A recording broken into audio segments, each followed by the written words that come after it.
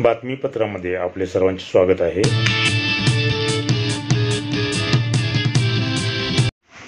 देश आणि विदेशातील बातम्या।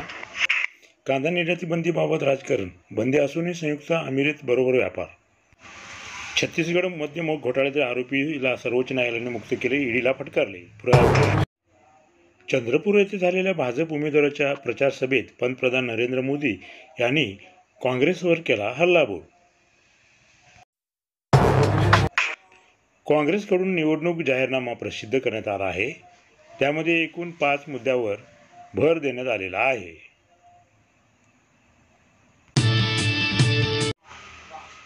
रोहिंग्याचा पहिल्यांदा नरसंहार करण्यात आला आणि आता त्याच रोहिंग्यांची मदत म्यानमार मागत आहे। परिवार वादाबाबत सतत काँग्रेसला टोमणे मारणारे पंतप्रधान नरेंद्र मोदी आता मात्र स्वतःच्या ठिकठिकाणच्या एकाच परिवारातील नातेवाईकांना उमेदवारी देऊन त्यांच्या प्रचारात परिवाराच्या वादावर का बोलत नाहीत, असा घणाघाती तेजस्वी यादव यांनी केला। राज्यातील बातम्या।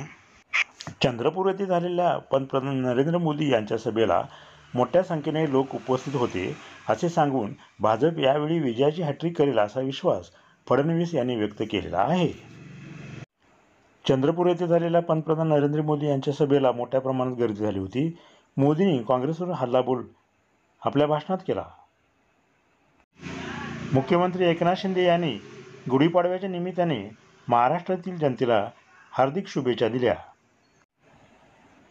ठाणे डोंबिवली येथे गुढीपाडव्याच्या निमित्ताने काढण्यात आलेल्या शोभायात्रेला मुख्यमंत्री एकनाथ शिंदे, उपमुख्यमंत्री देवेंद्र फडणवीस यांनी शुभेच्छा। महाराष्ट्रात विजयाची गुढी उभारणार असे उपमुख्यमंत्री देवेंद्र फडणवीस यांनी म्हटलेले आहे।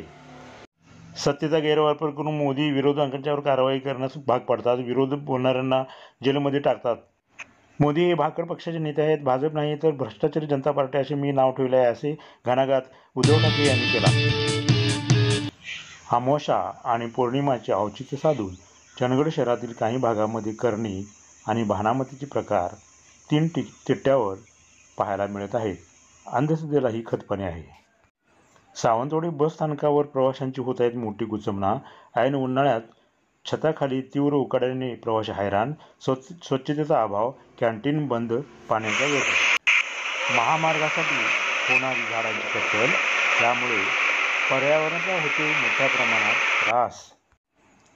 सोन्याच्या दरात वाढ होऊनही पाडव्याच्या निमित्ताने बेळगावमध्ये खरेदीला मोठ्या प्रमाणात गर्दी झाली होती, अनेक दुकाने खचाखच।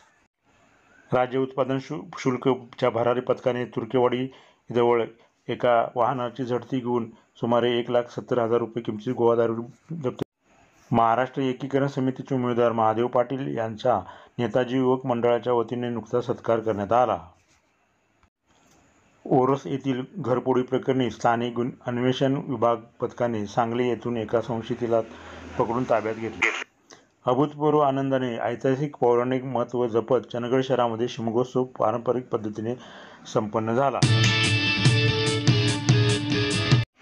संपादकीय विषय आहे आजचे राजकारण। आज महाविकास आघाडीची जागा वाटप संदर्भात बैठक झाली आणि यावेळी पत्रकार परिषद घेण्यात आली।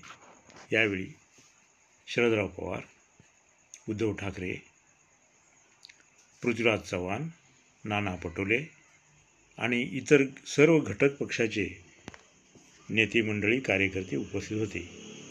या बैठकीमध्ये संजय राऊत यांनी तिन्ही पक्षांच्या वतीने घेण्यात आलेल्या निर्णयानुसार जागा वाटपचे सूत्र सांगितले।